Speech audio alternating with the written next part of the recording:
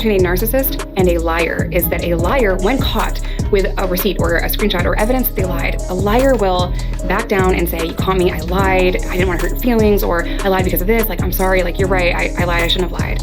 A narcissist will double down, tell you that receipt is fake, put the blame on you somehow. Oh, you went through my stuff? Oh, you found my stuff? Like, yeah, dude, you're cheating on me. So I went through your stuff because I felt that, because women have an intuition that is built into our bones. We know that we know, you can feel it.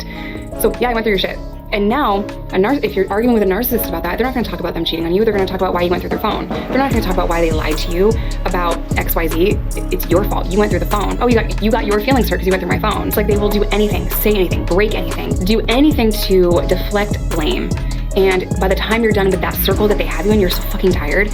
Like, you're so tired. I said all that to say this. There are a lot of comments, a lot of videos, a lot of posts about me all around the internet right now saying that I have misrepresented my story, I've lied to you guys, manipulated you, and I built my brand on authenticity, but I'm a fucking liar. One specific thing that people are on my fucking ass about today is saying that when I was arrested, I said I was pregnant. But in every video I've ever shared, I say I found out I was pregnant in county jail. So, I don't know what I said when I was arrested 11 plus years ago at 4 o'clock in the morning, high on meth and pills. I have no idea what I said. So, it was October 20th, 2011 at 4:36 in the morning. The last time I used was at 4:36 in the morning. So, I decided for whatever reason to go to the gas station and get food. And as soon as we pulled up to the gas station, I saw a cop across the street. And at 4:30 in the morning, downtown Fort Smith, Arkansas, October 20th, 2011, I decide that instead of sitting in this hotel waiting for the bus the next morning, I'm gonna go to the gas station and get food.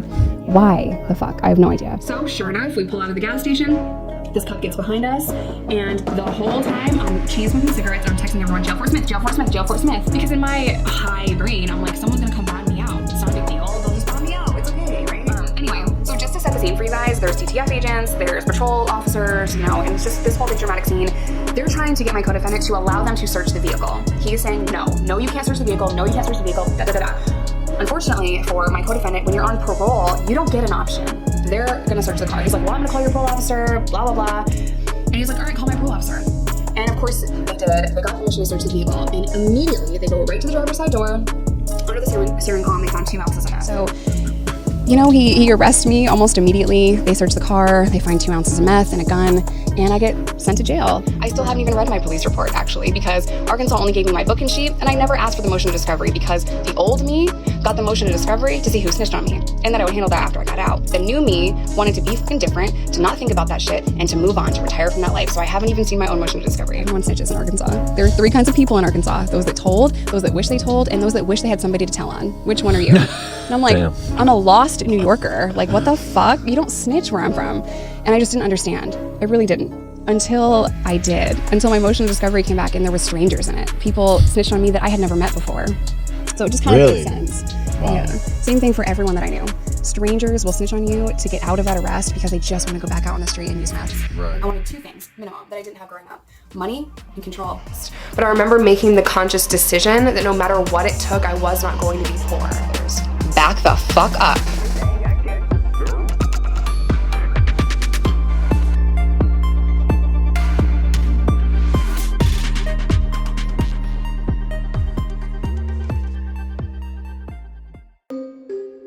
Jessica Kent, a popular prison and recovery community content creator who began her journey on the platform when she posted her first video titled Pregnant in Prison. In this video, she shared a touching and moving story about her life and struggles with substance abuse, addiction, recovery, and the incredibly difficult place she found herself in when she was told that she was pregnant while detoxing in a county jail. She was sentenced to the next 2 years in a women's prison where she would be forced to give birth while chained to a hospital bed and had to hand over her baby to the Department of Child and Family Services immediately after her delivery. She goes on to detail making the decision to remain sober and the battles she had ahead to prove herself a good mother and get custody of her child back after her release. After sharing her heartbreaking story in that first video, Jessica went on to post a wide range of content that covered topics from codependent relationships, what it's like to be a felon, how to make prison food, and dating after addiction. With her channel growing quickly, she grabbed the attention of some of the platform's largest and most well-respected content creators of these communities, such as Christina Randall, Peter Mon, and Ro Clausen. She began to grow her brand around the characteristics of honesty, transparency, and accountability, and garnered a massive following in support of these beliefs. She even built a huge support system of followers that she dubbed her ride or dies, who've had her back through even the hardest of times. Today, Jessica Kent has risen to the top with over 1 million subscribers and more than 650 videos active on her YouTube channel in just over 4 years, with millions more between other social media platforms such as TikTok and Instagram. Jessica Kent has been seen as a pillar in the addiction and recovery arena and even took on the backing from Groups Recover Together, a telemed recovery center focused on medication-assisted treatment and therapy in an online setting, and has grown tremendously in the years following her first video. But what if I told you that everything you thought you knew about Jessica Kent was a lie? Would you believe me? What if I showed you? Would you believe me then? We'll see. First, let's go back to the beginning, to that very first video.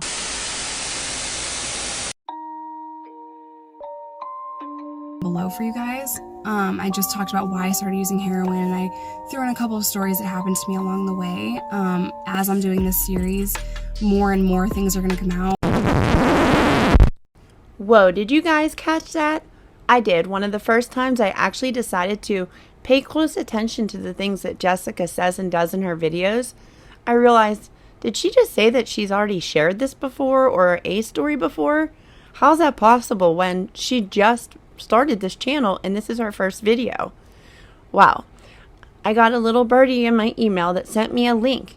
The link took me to her real first video, the video I'm about to show you guys.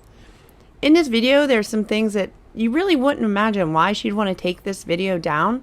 But once you realize the situation now and some of the things that have happened over the years, you realize that there may be some information in that video that she didn't want anyone to see. So, everybody, thank you so much for being here.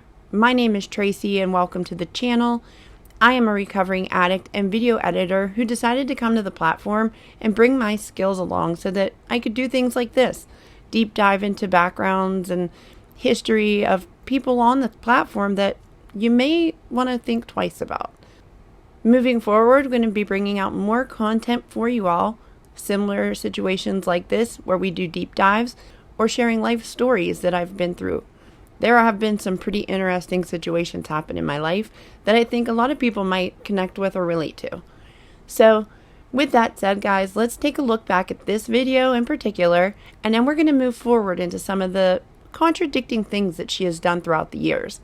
I want to kind of paint a picture for you all of someone that I thought was a relatable and really accountable content creator in this, area may actually be a manipulator in disguise. We're going to figure it out. But first, let's go back to this old video, see what happens here, and then we're going to move forward to some of the more recent controversies around Jessica. We're going to put together some things with her own words to show you that she may not be who you think she is. And for any of you ride or dies out there, I understand that you may not want to hear from me really.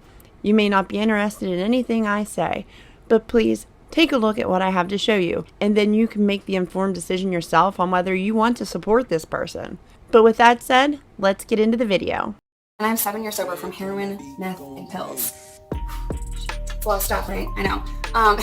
So the two questions I get asked the most is, why did you start using drugs and what made you stop? So I think that's a really good place to start. Why did I start using drugs?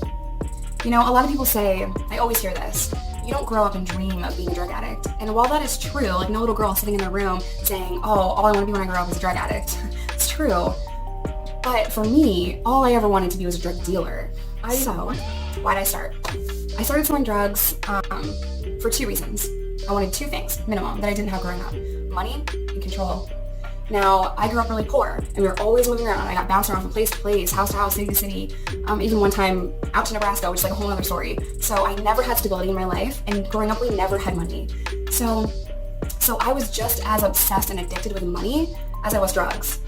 And I learned at a very young age that if you have money, you have power. You have power, you have control. You have control, you can make people do whatever you want. And that's who I was at the core of my being. I wanted 100% to be in control of every single thing in my life. Me, my friends, my family, everything. I didn't want anyone to tell me what I was gonna do. Now, I know this might not seem like much, and it might not be anything at all, but I find it interesting that Jessica details that she had this extreme love of money and need for control. Is this something we're still seeing to this day? Is that a driving force behind why she will not hold herself accountable or admit to things that we have found to be absolutely dishonest in black and white on paper years later? Is this a reason for that? Let's find out. So when I tell you guys, like, I started doing drugs to feel normal, to feel okay, I mean that. Like, that is what made me function from 13 on. Now, it's crazy to say, like, I was a heroin addict at 13, because I was. I mean, I started doing heroin later, but I was a pill addict at 13.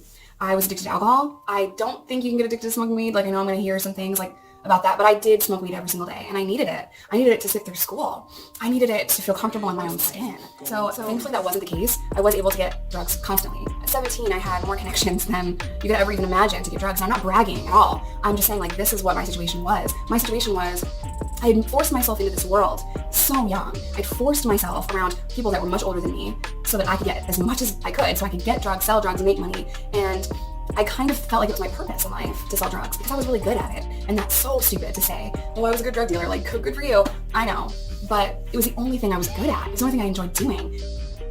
Now, again, this is something I find really interesting. The way Jessica even talks about this and describes it is almost like she thought it was cool to be a drug dealer, that she loved that, that title, wanting to be a queen pen, that, had all these powers. It just stands out to me because it's something we've recently been hearing, in things that she's doing privately in behind scenes is, drugs are being sold out of her house, and it makes her feel like this in control and this power. So does this possibly ring true for current times? I don't know, but it is something we need to look at. So I shut up constantly. Now this started to make me lose money. I love money, and I knew you can't be a junkie and make money in the drug game. You have to choose either sell drugs or do drugs. And I knew that to be true, but I literally had no control. And my boyfriend at the time was just as bad as I was. He would actually do more because he was a bigger guy, so he was doing a lot of drugs, my drugs. I was doing a lot of my drugs. I was giving a friend a lot of drugs. So what ended up happening is I got into debt. Now, the fact that I would be in debt is breaking a whole other rule. Never sell drugs for someone else. But I'll tell you guys all about my drug dealer in a later video, but I got the chance to never have to travel to pick up drugs again. The drugs were brought to me and in large quantities. And I got this deal when I was 19. So that kind of changed the game. So I'm getting huge packages dropped off to my house. Now I was making $20,000 to $30,000 per package. So in my good days, and that dwindled down further and further to the point where I was only making 10 grand in a package, but I owed 20. So my debt got out of control.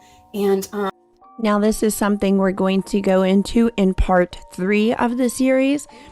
We will be going back to Jessica's beginning in that video. This video, we are going to be going back to some of this previous content just because it really relates to current content and situations happening. But in part 3, we are going to go into more of Jessica's previous, history at, teenage and early 20s. But I know one thing is that from FOIA records requests that I've received back from the state of New York, a lot of what Jessica is telling is over-exaggerated. It is not forthcoming and truthful. It is made to make her sound like she was doing a lot more than she actually was. It seems that she was just an average addict who was selling to feed their habit, not making thousands and tens of thousands of dollars. So that's something we're going to get into, but I just want you to hear the conviction in her voice and the her dedication to this life. And something that you're going to hear in this next part is her describing that her boyfriend had robbed a store, and she doesn't really go into detail about that. But again, from FOIA records that were received, she was a co-conspirator, that she had planned this with him and was actually the one working when he robbed the store. So the way she portrays this is not exactly accurate. But again, we'll go over that in part 3 of the series, where we go back into her, prior to jail history. Well, February 2011, my boyfriend robbed a store. And after he did that, everyone went to jail. And I knew I had to run. So I decided to go to a magazine crew, which I will tell you guys all about, and run from those charges. I ended up in Arkansas, and then I ended up on meth. Now, as kind of comfortable as I was on heroin, I was so insecure on meth. I would stay up for days and just write in this tweet cast. And now at this point, I'm in Arkansas, I'm around all these people that don't really know me, and my life is just completely out of control. I have felony warrants in New York, and I have a boyfriend that doesn't even know my middle name. He knows 2 things about me. My name's Jess, and I'm from New York. That's it. I wouldn't tell him a single thing about me because I didn't care. I didn't care about that person. I didn't like that person. I didn't even like who I was. I don't even like someone else. So it really was a nightmare for me. So on October 17th, 2011, my boyfriend had been up for 8 days, and we went to sell a 8-ball of meth. We have ounces of meth, and 8 balls of nothing, right? We go to sell it, and somehow this 8-ball comes up missing. Well, he assumed that I stole it. Now I'm a lot of things, but I'm not a thief, and I did not steal that. So I had that same attitude, like, how dare you call me a thief? For hours, he was ripping apart the house, ripping apart the car, yelling in my face, acting crazy. And if I tried to pick something up, or eat, or leave the room, he'd lose his mind. Now I'm stuck in this horrible situation. I'm kind of trapped. I can't leave the house. I can't eat anything. I can't clean up the mess. I can't gather my stuff and just go. Like, I'm stuck here with this person that is tweaked out of his mind, ripping apart the house. Well, after probably 9 hours of this, he's yelling at me, and he picks up a gun, and he puts it to my head, and he says, "Where's my fucking meth?" And I'm like, I don't know, shoot me. You're gonna put a gun in my face? Shoot me, do it. And I'm screaming at this person, shoot me, please shoot me. You don't have the balls to shoot me. Now, what person in their right mind would scream at a person with a gun in their hand, But that's just who I was. I was crazy. So I kind of see him start to tear up, and I thought, he's not gonna shoot me. So now my aggression is 10 times worse, and I'm screaming, and he finally puts the gun down, and I push him out of the way, and I went to get my stuff, and I'm leaving. Well, somehow 3 days pass, and before I finally got a ticket and whatever, I go to this hotel room at 3 o'clock in the morning because my bus leaves at 9, so gotta get downtown at 3 a.m. No, it's like literally a 5-minute drive from the house, like just sit down, right? But in my mind, I'm like, I just need to get out of this situation now. Can't wait another 4 hours, 5 hours for the bus, like I need to leave. So I decided, get this hotel room, and he comes in with me and tries to feed me, and I wasn't even having it, and I decided I'm gonna get high. At 4:36 a.m., I pull the needle out of my arm, I look at the clock, and I clean up all the stuff. I'm really high, my ears are ringing, and I just thought, let's go get something to eat. You want to feed me? Fine, let's go get some food. We drive to this gas station at 4:30 in the morning in Fort Smith, Arkansas, where there was not a car in sight except a cop car. So I got arrested, and I will tell you my story of getting arrested and getting booked into jail and all of that, but I just want to end this video saying, at this place, 2 weeks later I found out I was pregnant. So I want to tell you guys that story in my next video, and I just want to kind of reiterate, I'm going to keep coming back and telling you guys pieces of this. I just want to get this video up for you guys and kind of walk you through why I first started doing drugs and what my experience was. Now, my reason for showing you guys this is to show you that she remembers the details down to what time was on the clock. And this is something we see in a lot of her other videos where she talks about this time in her life and right before getting put in jail, that she remembers things down to the time on the clock, the time she pulled that needle out of her arm. Things like what she was doing, going to the gas station, seeing a cop, even as much as the DTF agents that, we know now weren't there in the report. It's very detailed. She remembers all of this, but she now states that she doesn't remember what happened at 4 a.m. while high on meth 11 years ago. Now remember, a lot of this was not 11 years ago. When she recorded these videos, these are her very beginning videos. These are the videos that she made just not long after coming out of prison. So she still remembers those same details in every video she records after this.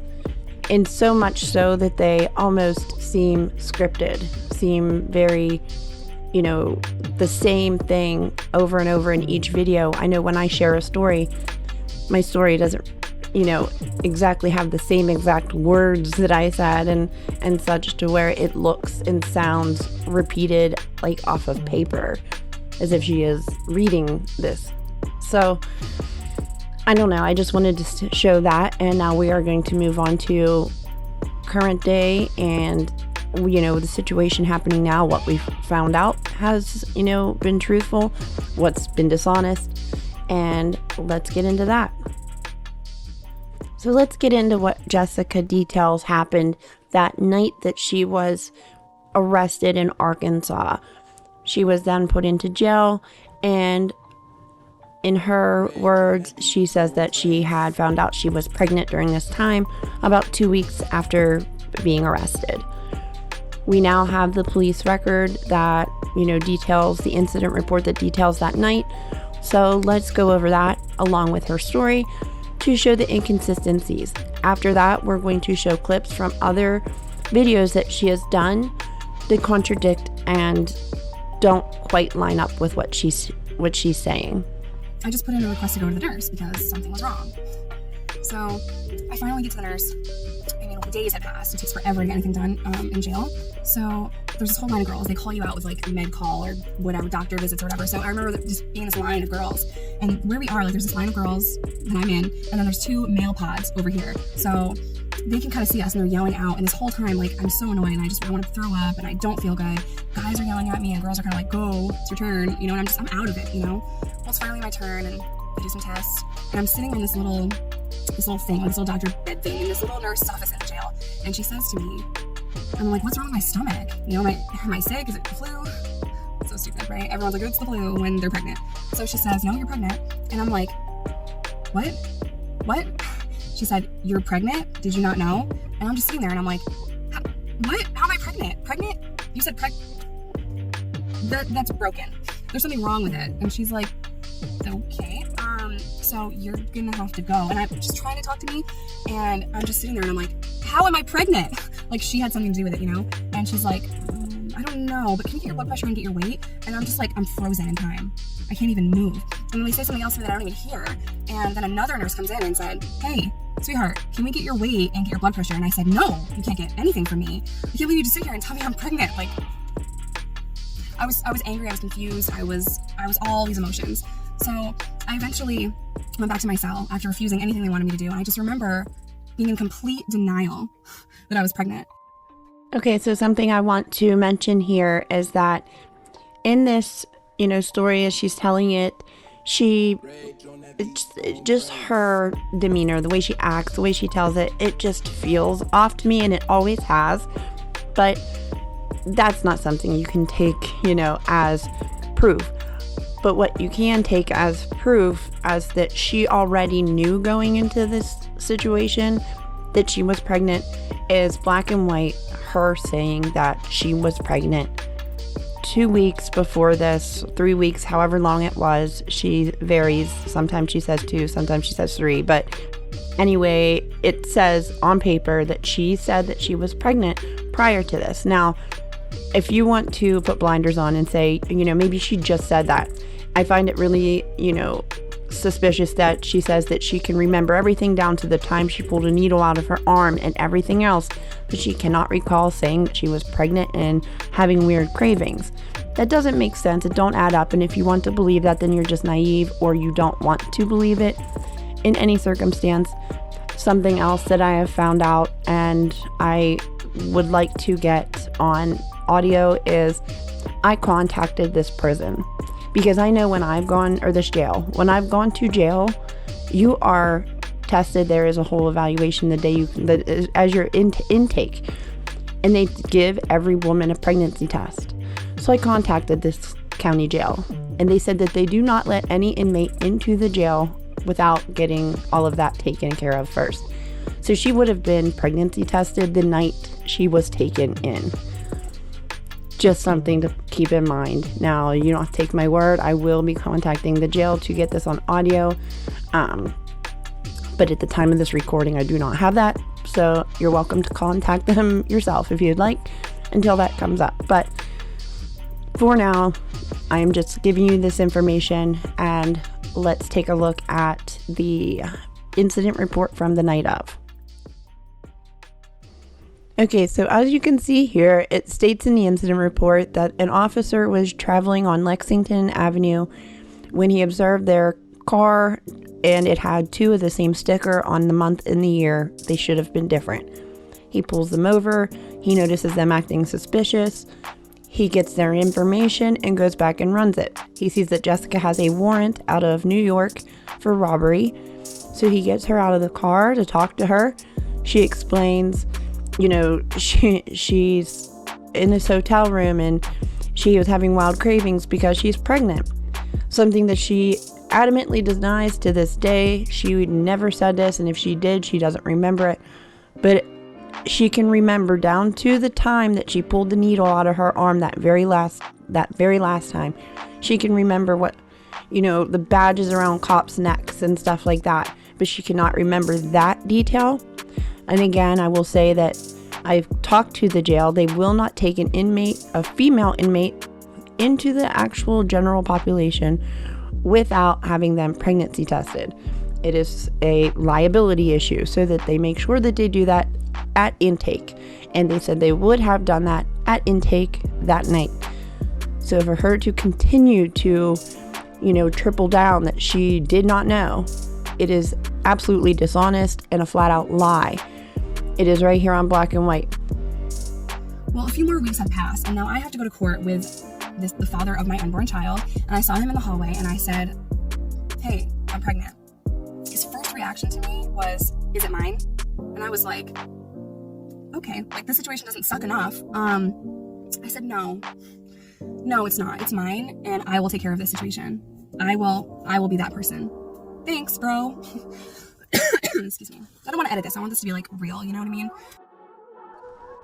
So as we can see here, the officer goes up to her boyfriend at the time and says, okay, well, she's pregnant. And the boyfriend kind of freezes and goes, "She's pregnant?" Like he didn't know. So again, this is a whole nother part to this. And she's acknowledged that, she can't remember if she said she was pregnant. But why would this be in this report if this did not happen? How would they know to say that she was pregnant and they told the boyfriend and all of these things? Just something to really look at and consider. Why would she be lying about these things? Right here in black and white, it states the officer told the boyfriend. So these stories that she is coming up with for dramatic effect or whatever reason just shows that she has no issue with lying. It very clearly has been a rehearsed story for all of these years. When she tells it, it is like a script. If you want to be blind to this, that is your prerogative. I will never say, whatever, but to blindly look at this and for her to continue to lie just proves her to be a liar. And if she'll lie about this, what else will she continue to lie about? Who else would she want to, have reason to hurt with lying? Please consider these things. If she will lie to you about these things, what else would she lie about? I get to prison, and now I'm in a medium facility prison. Maybe it was minimum. I don't really know. You have to look it up. It's Wrightsville prison. As you can hear her say here, she went to Wrightsville, which was a medium or minimum security prison. Just to show you that this need to continuously be dishonest throughout all these years, I'm going to show you a clip now where she says, actually this is only one of many, she says this many, many times throughout the years, that she was in a maximum security prison. I'm also going to show you the inmate report that shows where she was and movements that she had to make. What kind of, you were in a state prison? Where were you? So most women do time in maximum security prisons. Okay. So I was Really? maximum security, and that might seem weird, right? Like my cellie in the last place that I was at had capital murder, because there's not a lot of facilities for women. So men will get transferred around a lot, low-level crimes will be kind of sectioned off of low-level crimes, and there's all of these yards that you can go on. It's different for women. So men will go through diagnostic, and then they'll go finally to their home jail. The feds will move you all around. It's just very different for women. I had a couple female ex-cons on here about a year ago, and they were talking about how they were in a low security prison camp, and they were saying that they could basically manipulate the guards. Okay, as you can see here on this list in front of you, this is Jessica's inmate report of any movements that she made while in prison. You can see that she initially went into the McPherson unit for about a week or two, and then she was transferred to Wrightsville. Now I'm going to flip this to another page, which you're going to see that is a minimum level security. Now I know this doesn't seem like much, but it's just something else to add. Now something else before I turn this page, I want you to see that at the bottom, this is her where she's had any trouble while in prison. This is at the very end of her sentence when she's actually being released. This is at parole. The only time she had gotten in trouble was for making noise. She has made video after video about how she's beat up chomos and she's done time in the hole for all of these things. But her inmate report only shows she's ever been in trouble one single time for being loud.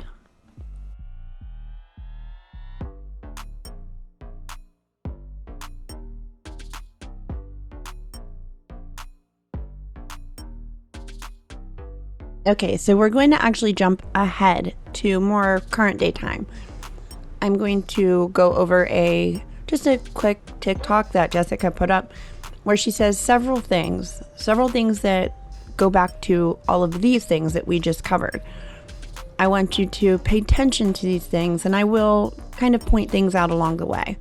After that, I'm going to show you an interview Jessica did where it discounts what she is saying in the TikTok. And then again, goes back to what we've already looked at. When I first started sharing my story of giving birth while incarcerated online, that was the first time that I had shared my story, period. Not just the first time I shared my story on the internet, that was the first time I really talked about it outside of like a therapy session when I first got out of prison. So in sharing my story of giving birth while incarcerated, I remembered certain things that I suppressed because when you experience a trauma to that magnitude, giving birth in chains with guards on your shoulder, being chained to a bed for 2 days, and your baby, your firstborn child, is ripped out of your arms, put in foster care, and you're sent back to prison, when you experience that, it's traumatic, okay? And trauma affects your memory. So throughout sharing my story, I have been able to, with a lot of help from you guys, remember certain aspects that I suppressed. For example, one dude one time told me they didn't keep you in the infirmary for 2 weeks because you were just not talking or you couldn't talk. You were acting fucking crazy. And I'm like, that makes sense now, actually, because everything I know about prison says, oh my God, you must have been acting fucking crazy because that's why they keep you in the medical unit. You know, physically, I could technically be back in GP, even though I couldn't really walk that well because I was chained to the bed for 2 days. Not the point. A lot of the comments, good or bad, have helped me remember certain things that I suppressed and help me get through it. It's kind of like a therapy thing, you know? Anyway, I said all that to say this. There are a lot of comments, a lot of videos, a lot of posts about me all around the internet right now saying that I have misrepresented my story, I've lied to you guys, manipulated you, and I built my brand on authenticity, but I'm a fucking liar. One specific thing that people are on my fucking ass about today is saying that when I was arrested, I said I was pregnant. But in every video I've ever shared, I say I found out I was pregnant in county jail. So I don't know what I said when I was arrested 11 plus years ago at 4 o'clock in the morning, high on meth and pills. I have no idea what I said. Okay, so I'm just going to pop in here. She says, I don't remember what I said. I had no clue what I said. And over the years, I've remembered all these little things. But the one thing she does not remember out of all these years is just that she told them that she was pregnant. She doesn't seem to remember that part, but she can remember in very clear detail everything else, down to the time she stuck the needle in her arm for the last time at 4:36 a.m., which is not correct either because, as we've seen in the police report, they said they pulled her over at 3:45, which, okay, whatever. There could be a discrepancy there in their time. That's fine. I'm not discounting that. But my point is that she says she doesn't remember any of this, but she can remember the time that she pulled the needle out of her arm. She can remember being extremely high. She can remember texting Fort Smith, jail Fort Smith, to all these people. And she can remember very minor details, but that one single thing, not telling them she was pregnant, or the fact that the cop told her boyfriend that she was pregnant, these are the things she doesn't remember. The things that will get her, looked at or called out for something now because she didn't tell people that then. To my guess would be because she didn't want people knowing that she knew she was pregnant while using. I also believe that possibly she thought maybe she'd get out of the, trouble she was in a little easier if they thought she was pregnant. And again, don't forget, the jail would have tested her. So what she is saying here is very clearly untruthful. Just my opinion, but based on fact of black and white in front of your face, what she is stating is absolutely 100% untruthful. But it gets better. Actually, because Arkansas only gave me my book and sheet, and I never asked for the motion of discovery because the old me got the motion of discovery to see who snitched on me, and that I would handle that after I got out. The new me wanted to be fucking different, to not think about that shit, and to move on, to retire from that life. So I haven't even seen my own motion of discovery. Okay, now you hear her flat out say, I've never seen my motion, of discovery. Never seen this. I've never gotten it. That's not the kind of person I am. I wanted to change and be different. But in this interview that I'm going to post now, you will hear her say that she's seen the motion of discovery. She's seen it before. She's read it, and there were people in there she did not know, people she had never met. So let's take a look at that real quick. Crime Stopper, figure it the fuck out. And the whole time, everyone around me was like, Jess, everyone snitches in Arkansas. There are 3 kinds of people in Arkansas. Those that told, those that wish they told, and those that wish they had somebody to tell on. Which one are you? And I'm like, damn. I'm a lost New Yorker. Like, what the fuck? You don't snitch where I'm from. And I just didn't understand. I really didn't. Until I did. Until my motion of discovery came back and there was strangers in it. People snitched on me that I had never met before. So it just kind of made sense. Wow. Yeah. Same thing for everyone that I knew. Strangers will snitch on you to get out of that arrest because they just want to go back out on the street and use meth. Right. And that's the meth world. There's absolutely no loyalty, and it's just a really fucked up place to be. Anyway, I was arrested October 20th of 2011. My daughter was born June 12th of 2012. That equals 7 months and 3 weeks. I've always said I was arrested like 3-4 weeks pregnant. So let's just say maybe 3 to 5 weeks pregnant. That's going to put me somewhere in the ballpark of 36 and 38 weeks pregnant. I spent my entire pregnancy almost in custody. I was in county jail for 6 months, then I was sentenced to prison. I did not give birth in a prison cell. I gave birth in a hospital. That hospital room, that was the infirmary to me. I'm in prison. I'm still an inmate. There's 2 guards on my shoulders. I'm chained to the bed. Same energy, right? And I've tried my best to reword that because I don't want to seem like I am misleading anybody. If the police report says that I said I was pregnant on scene, then that's what it says. I have no fucking memory of that. I don't want to mansplain a period and how you find out you're pregnant, but there's no way I would have known that I was pregnant between 3 and 5 weeks. I probably just missed a period. I don't know what I said. I say off the wall shit every time I'm arrested. I made this one CO really uncomfortable one time with some animal coal stuff because I was trying to smuggle stuff into the jail, and I needed her to look away from me for a minute during a change out, and I should apologize to her. That was weird. I don't know what I said on scene, high as fuck, 11 plus years ago, but if it's in the police report, I probably said it. I don't know. I do know that when I finally was in jail and took a pregnancy test, a county jail nurse said that you were pregnant, and I said, you got the wrong one. I'm looking around for other people because I'm not pregnant. Until that point, I had not taken a test. I did not know that I was pregnant. Could I have maybe known that I missed a period? Could I have said, maybe I'm craving shit, maybe I'm pregnant? I don't know, that's why I'm at the fucking gas station at 4 a.m. I probably said that if the police report says that. I am not maliciously and intentionally lying or trying to mislead or manipulate any of you. To all the people that are trying to twist around what I'm saying, trying to nitpick my fucking story as if I don't know it, go ahead, go do that. Go nitpick, go dig up all the paperwork, bring everything on Reddit, and spend your life trying to make me out to be a liar. Go ahead. I accept the challenge happily. That is why my channel is my name. I don't have a cutesy fucking prison name. My channel is my name. I'm gonna end this long ass video with this. I have been through hell and back. I have been through trauma after trauma, and the last thing I need is for anyone to come to my page and tell me how handsome my abuser is, how wonderful he is, how I'm Amber Heard, because the last thing I ever wanted to do was to tell you guys that I let you down because I have failed in my relationship. The last thing I wanted to do was cancel a wedding because that man was the love of my life, and I thought I would spend the rest of my life with him. It is hard enough to heal from that, let alone share my story to try to help others. Back the fuck up. You hear what she says here. All of these details about, her length of time in prison, the weeks that she was there, the weeks before, how long she was pregnant for, and all these dates she kind of just throws out there, and it gets confusing. You don't really get a clear response there. But with her own words, in part 2, I will be bringing you a very clear breakdown of her with her own words in multiple videos, giving different dates and time frames of how, early she gave birth and how she would have been pregnant this long before she went to jail, and so on and so on. In part 2, we are going to get very deep into that. I am really looking forward to bringing you all of the parts of this. She is accepted the challenge, well, so have I. I will be bringing you documents and her own words to the forefront for you to make the decision of whether or not she has been lying since day one.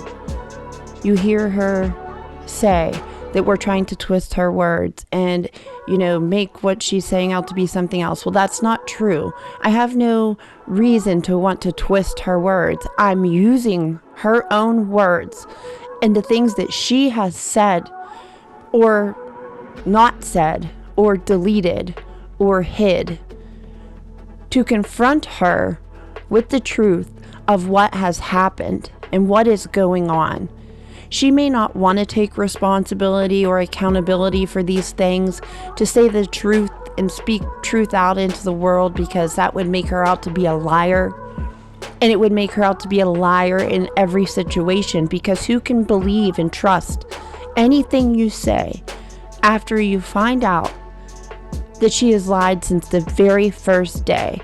The day she had no clue that her channel would grow.